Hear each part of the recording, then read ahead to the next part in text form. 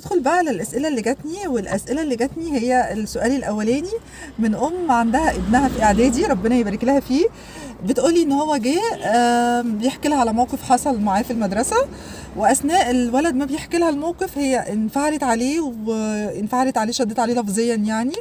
فهي بتقولي إنها حاسة بالذنب وحاسة إنها غلطت. فأنا سألتها سؤال، قلت لها الولد جه حكى لك الموقف ده من نفسه، ولا انت عرفتي من مصدر خارجي واول ما دخل انت حققتي معاه وبتساليه؟ قالت لي لا، هو حكى لي من نفسه. طيب حكى لك من نفسه، يعني معنى كده انت بالنسبه له حد مهم جدا، انت بالنسبه له حد بيثق فيه وحد بيحب قوي وحد بيرتاح انه يتكلم معاه، علشان كده جه حكى لك من نفسه.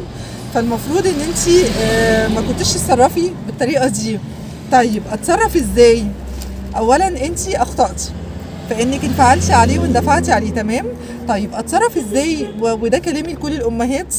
لما يجي ابنك يحكي لك حاجه، انا عايزاكي تتعلمي ان انت تسمعيه وتخليه يطلع كل حاجه جواه، ويبقى عندك كده فن او مهاره، فن الاستماع او فن الاصغاء. لازم تتعلمي المهاره دي لانها هتفيدك جدا.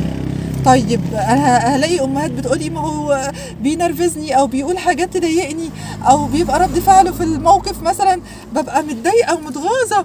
ازاي؟ هو انا اللي هو ده اللي انا ربيتك عليه؟ هو ده اللي انا علمته لك؟ ازاي ترد كده؟ لا طبعا انت غلطانه. عشان كده انا عايزه اعلمك حاجه، ودي ربنا سبحانه وتعالى علمها لنا في كتابه العزيز، ايه من الايات العظيمه. ربنا سبحانه وتعالى بيقول لنا ايه؟ والقاظمين الغيظ والعافين عن الناس والله يحب المحسنين. لازم تتعلمي مهارة كظم الغيظ. دي مهارة تحفة، لو انت اتعلمتيها ودربتي نفسك عليها هتنفعك قوي في كل علاقاتك وكل تعاملاتك. ان انت تكظمي غيظك، تبقي من جوه مثلا بركان سائر، لكن انت ثبات انفعالي خارجي مش مبينة ده خالص. فبالتالي انا عايزاكي ان انت تسمعيه خالص، تخليه يطلع كل اللي عنده، كل اللي جواه يطلعه، ويقول كل حاجه من غير ما تقطعيه ولا يعني خالص، سيبيه يطلع كل كلامه، تمام. بل بالعكس، اديله ان انت يعني اديله احساس ان انت تعبيرات وشك ان انت مهتمه قوي وان انت تسمعيه بشكل كويس جدا. وبعد ما يخلص خالص اثني عليه واشكريه وامدحيه. ايه ده؟ عايزاني بعد كل الكلام اللي قاله وفي حاجات تفور الدم اثني عليه واشكره وامدحه؟ ايوه، عايزاكي تعملي دوت. ودي علشان خاطر تثبت يعني ايه بالبلدي كده، افرشيله او ثبتيه، يعني اديله احساس كده بالطمأنينة، وان انت انه يحس ان هو مطمن، وان انت بالطريقه دي كده بتحتويه. وانا مبسوطه منك يا بطل ان انت جيت حكيت لي على كل حاجه بمنتهى الصراحه، مبسوطه ان انت بقيت راجل وبتيجي تحكي لي كده بصراحه وبصدق، ودايما اشكريه، تمام. هو هنا هيحس بالاحتواء ويحس ان انت احتويتيه، سبتيه كصديق وهو كسبك كصديقه، وده احسن من انه يسمع لمصدر خارجي.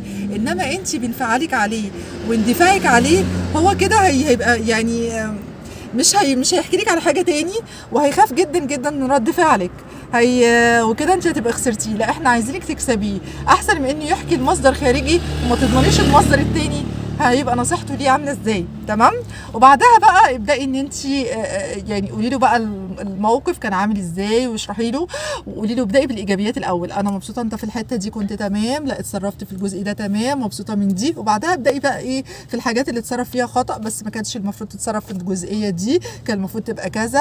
ان شاء الله توعدني ان انت المره الجايه لما يتكرر نفس الموقف تبقى رد فعلك بالطريقه دي، بس كده. وهو بالطريقه دي هتبقي كسبتي ابنك وهو كسبك كصديقه وكسبتيه، وكل حاجه هيجي يقولها لك بمنتهى الاريحيه وبمنتهى الطمانينه، وهتبقوا صحاب جدا.